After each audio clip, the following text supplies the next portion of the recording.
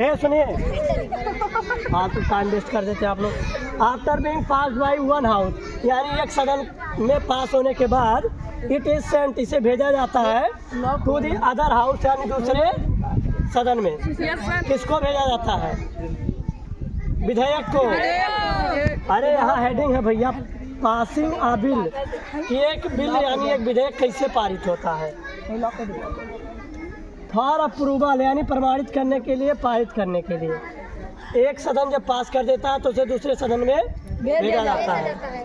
अब इसके बाद दूसरा, इसके बाद मान लो दोनों सदन जब पास कर देंगे तब क्या करेंगे?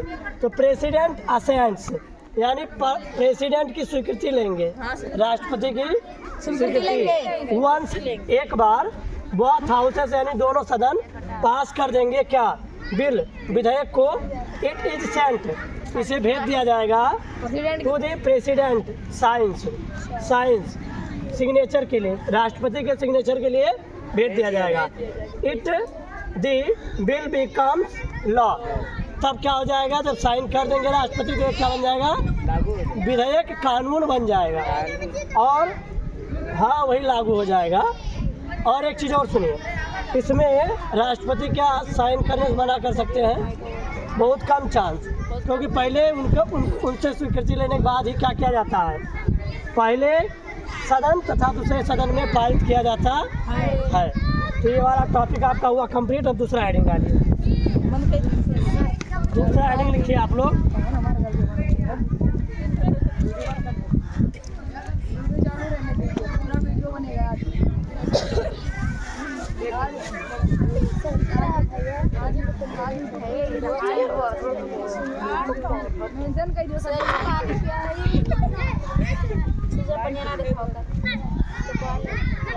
सच पानी पियाई।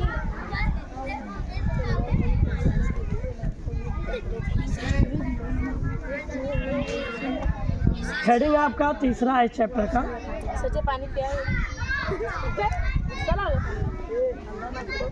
मार खाओगे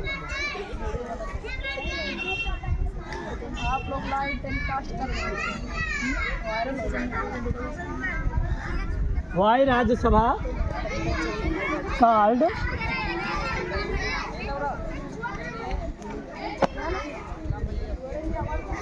परमानेंट हाउस। राज्यसभा को परमानेंट हाउस क्यों कहते हैं? अस्थाई सदन क्यों कहते हैं इसे? राज्यसभा को अस्थाई सदन क्यों कहते हैं?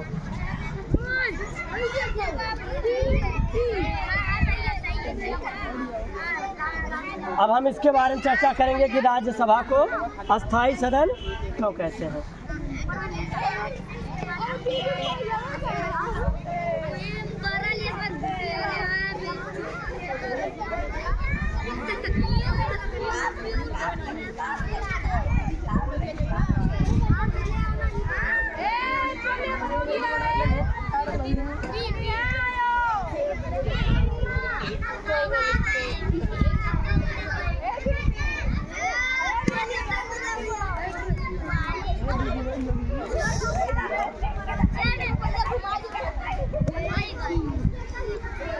राज्यसभा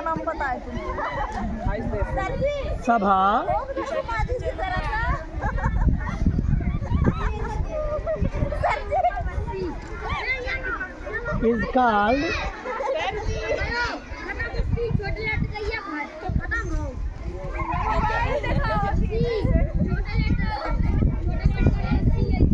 permanent house because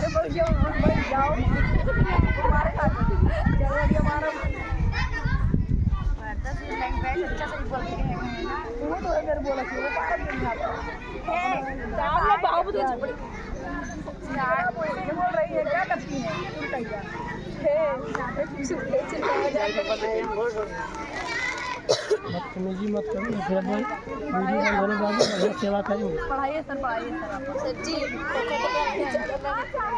पहला देखिए, तमाम कारण है जिसके कारण ये क्या कहलाता है? राज्यसभा आपका परमानेंट हाउस कहलाता है।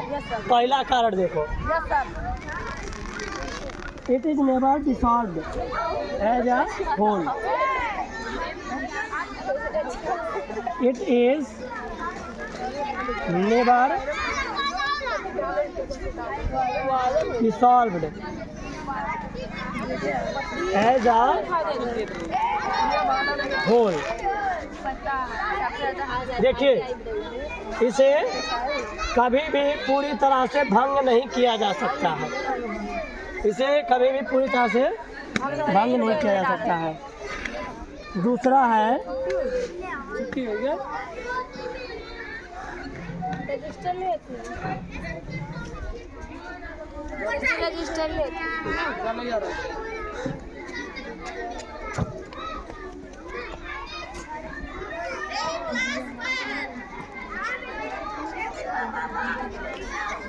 1/3 of its member retire after every 2 years।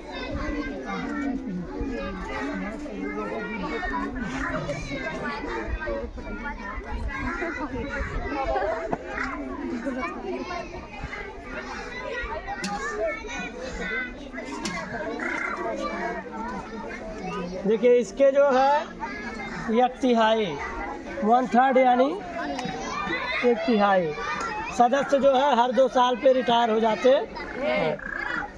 1/3 कितने भी हैं, मान लीजिए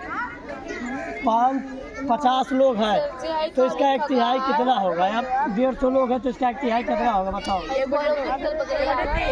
इसका 1/3 कितना होगा 150 लोगों का? 3 5 या 15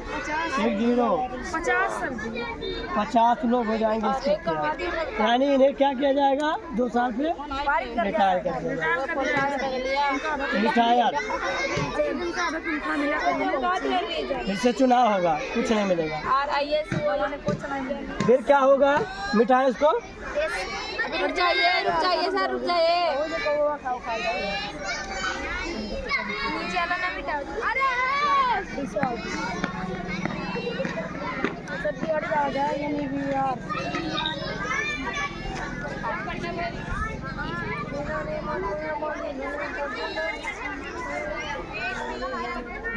साइड हो जाइए सर। नए सदस्य चुने जाते हैं। New member are elected. नए सदस्य चुने जाते हैं।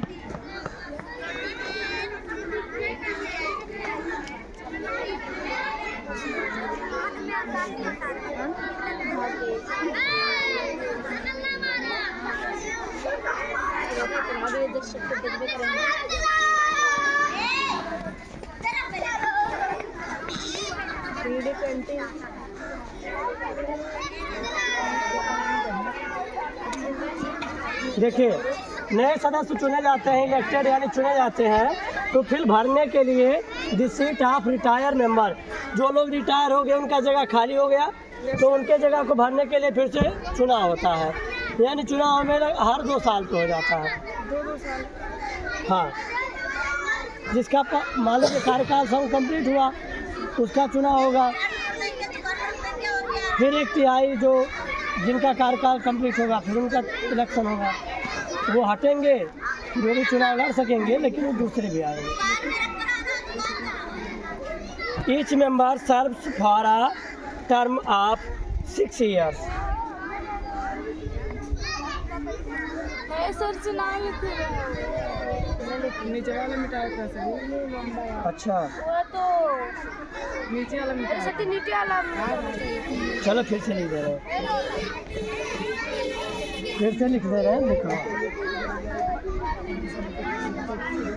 New members are elected to fill. आगे क्या? टू फिल भरने के लिए the seat of retire member की सीटों को फिलअप करने के लिए, भरने के लिए क्या किया जाता है? नए सदस्यों को चुना जाता है। अब उसके बाद ईच मेंबर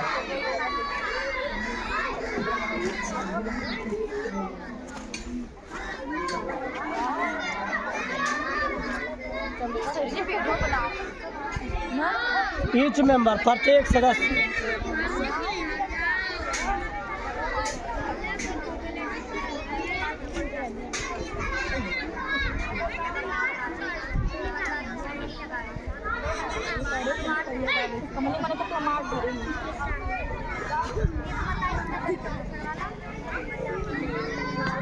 प्रत्येक व्यक्ति 6 साल के कार्यकाल तक सेवा, मतलब वहाँ पर सेवानिवृत्त रहता है। 6 साल तक प्रत्येक व्यक्ति का कार्यकाल होता है।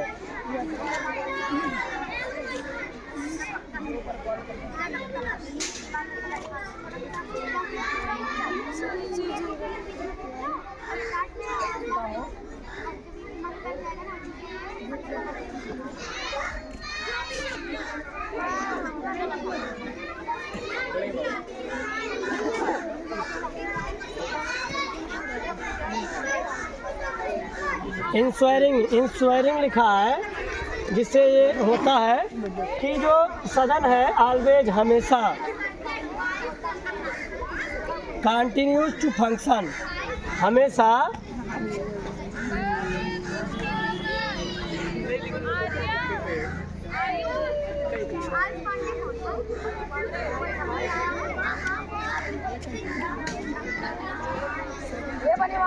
इस प्रकार से क्या होता है, जिसका 6 साल पूरा होता है उसको रिटायर किया जाता है, फिर नए लोग चुने जाते हैं, फिर जो उनका पूरा होता है उनको हटाया जाता है। तो इसी प्रकार से इसका फंक्शन लगातार चलता रहता है। अब अगला हेडिंग आपको लगाना है, role of prime minister. Prime minister का क्या काम है, प्राइम मिनिस्टर की क्या भूमिका है, किसी देश के लिए प्राइम मिनिस्टर की क्या भूमिका होती है। प्रधानमंत्री, प्राइम मिनिस्टर यानी प्रधानमंत्री। प्रधानमंत्री का क्या काम होता है। अच्छा, राज्यसभा में जो है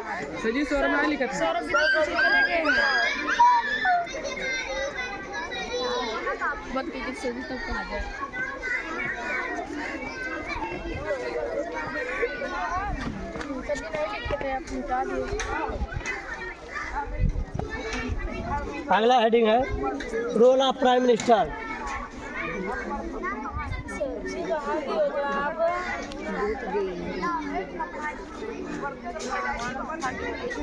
role of prime minister in India.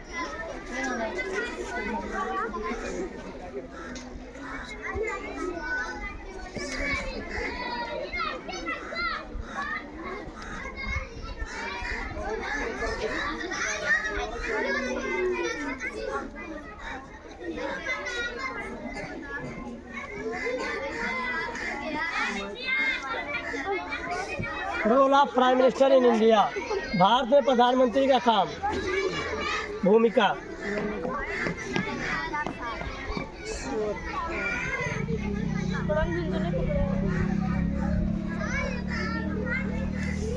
यहाँ से लिख दे, यहाँ से दिख रहा है ना।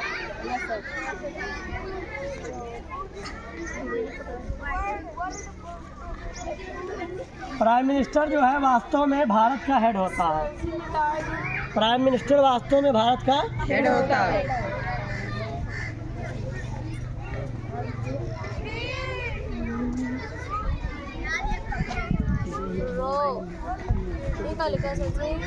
प्राइम मिनिस्टर इज रियल सचमुच का हेड होता है।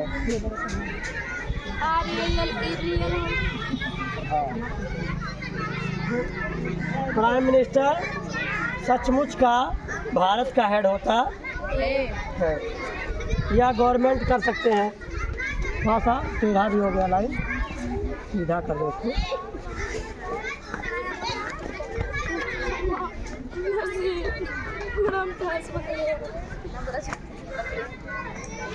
सरकार का जो होता है, प्रधानमंत्री सरकार का हेड होता है।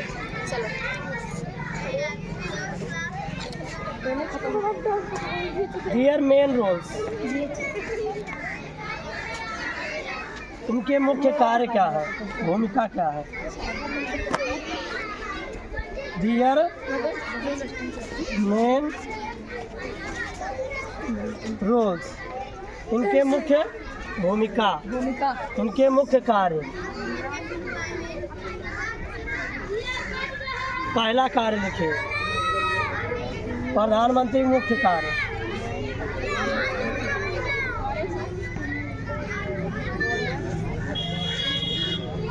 फॉर्मिंग द गवर्नमेंट, सरकार बनाना।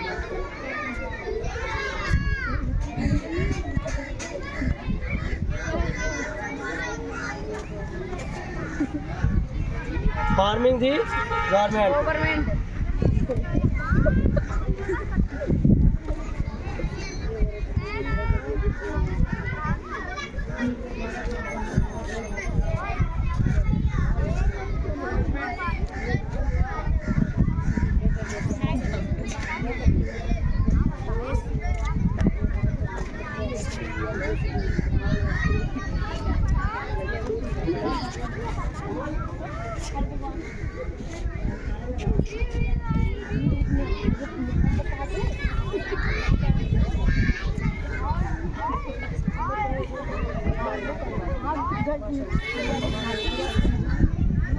ये क्या है? फॉर्मिंग द गवर्नमेंट, कैसे सरकार बनती है? This they select, sorry,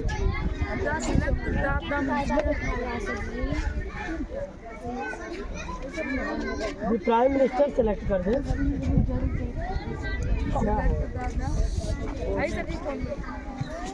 they select,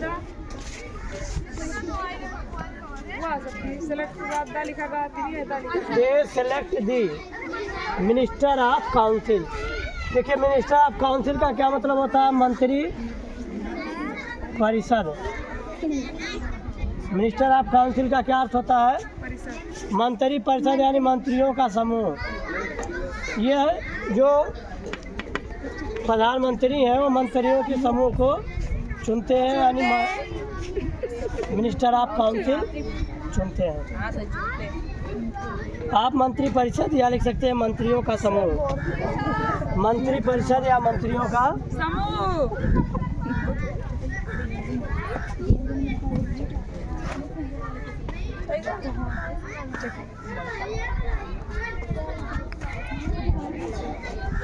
side हो जाइए।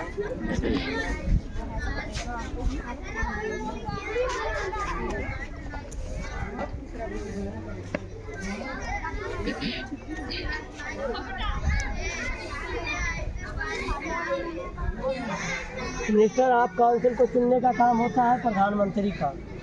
मंत्री परिषद को चुनने का काम किसका होता है? प्रधानमंत्री का। Leading of the cabinet, cabinet के नेतृत्व भी यही करते हैं। कैबिनेट का नेतृत्व भी यही करते हैं। यही यानी प्रधानमंत्री। Leading of the cabinet.